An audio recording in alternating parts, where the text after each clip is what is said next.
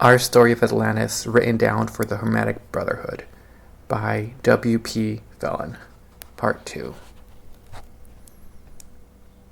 Such a discovery would furnish a substantial basis for the legend of the lost Atlantis, and the theory invests those wonderful ruins with a new interest for the antiquarians.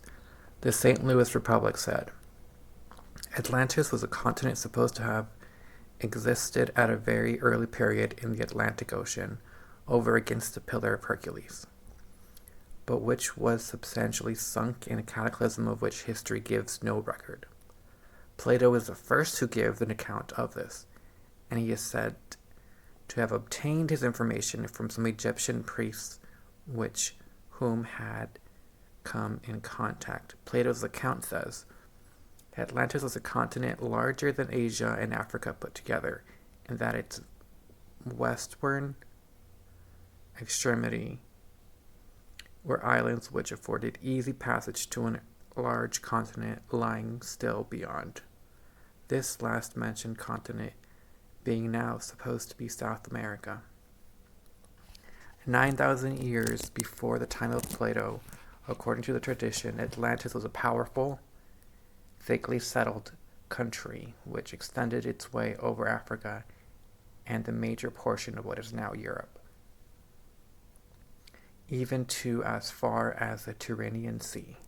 Further progress of the invasion of the Atlantids was checked by the combined efforts of the Athenians and other Greeks. Shortly after the invaders were driven from the continent of Europe and Africa, a great earthquake shook Atlantis from its center to circumference. First, the outlying islands sank, then great areas of the mainland. Waves ran mountain high across hundreds of square miles of what had the day before been fertile fields. Great temples were racked and riven, and the frightened populace climbed up the ruins to escape the encroaching waters. On the second day, after a night of terrors which no pen could possibly describe, the earthquake shocks were of greatly increased violence, ending only after the entire continent had been engulfed. There is no page in history or tradition that records a more frightful catastrophe, and nothing would be more absorbing interest than a work entirely devoted to giving an account of what is known concerning it. To the objector who urges what the explorers of the world have never discovered any traces of the great city and continent, whose story I have endeavored to give in the following pages, permit me to give a few straws floating on our sea of current literature, which shows that the history of past ages may yet have been read in the central part of our continent. The recent report that a citizen of the United States has discovered among the mountains of the Mexican state of Sinaloa a long-forgotten city tallies with the curious local tradition of the region. Adjoining the state of Sinaloa on the south is the state of Jalisco, and of this state, Guadalajara is the capital. Living in the mountains of Jalisco is part of the Great Sierra Madre, or Mother Range, that extends through Sinaloa and thence northward. Are the unconquered Yaquis, a brown-haired people with light eyes and almost fair complexions. Guadalajara is the only civilized town that these Yaquis visit, and it has long been believed that this is the Yaquis' vastness of the Sierra Madres range concealed not only rich mines of silver, but as well as the lost city of the Aztec race. No one has hitherto pierced the mountain's wilderness, because the naked Yaquis have an effective system of passive resistance that has hitherto successfully closed the sole line of approach. The only human beings other than the Yaquis themselves admitted to the mountains of Jalisco are a few renegade Apache, murderous wretches, vastly more dangerous to would-be explorers and the peaceful but persistent Yankees. There is no question in the minds of those who have given attention to the subject that the Aztecs are the lineal descendants of the mighty nation who thought to know beyond the law governing the created. Of the unknown city above mentioned, we add another description from a different source.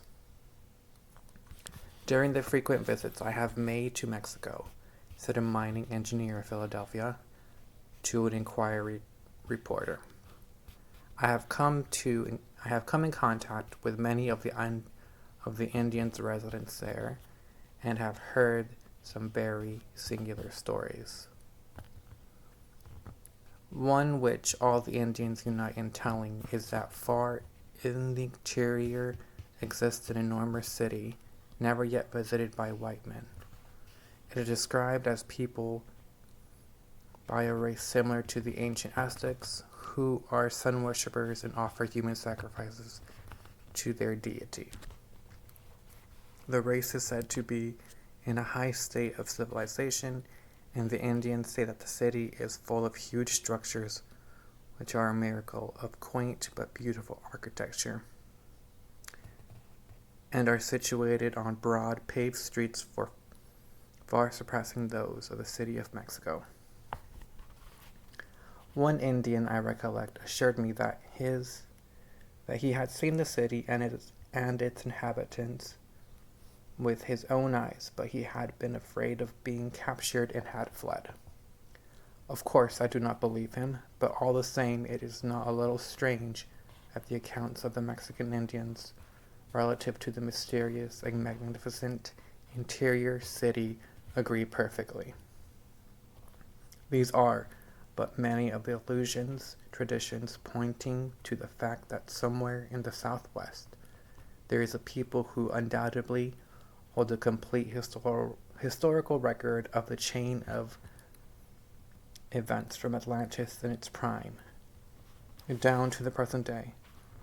While there is perhaps but a single city inhabited and secluded from the outside world of today as keepers of the ancient wisdom, we yet find ruins of such magnitude as to impress us more strongly with the idea that the people who builded the original structures could not have wholly disappeared from the continent.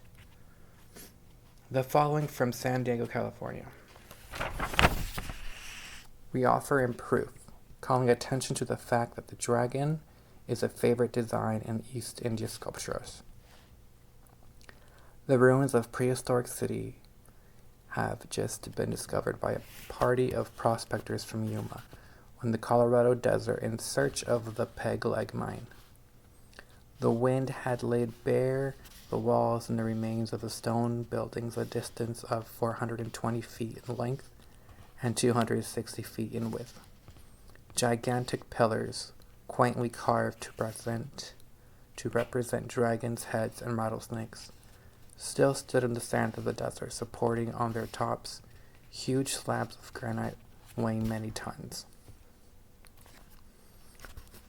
The frieze ornaments resembled Egyptian sculptures and exhibited a greater degree of skill than is possessed by the Indian artisan of the present day.